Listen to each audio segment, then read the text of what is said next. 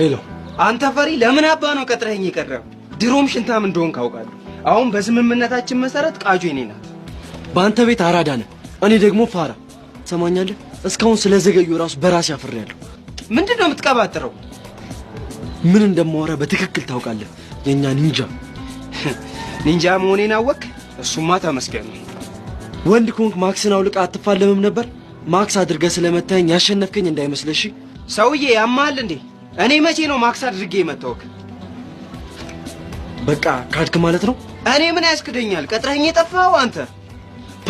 በአንተ ቤት አወሳሰብክ ማለት ነው? ይኸውልህ እስከ ዛሬ ማክስ እያደረግህ ስቀጠቅጠኝ የነበርከው አንተ ነህ።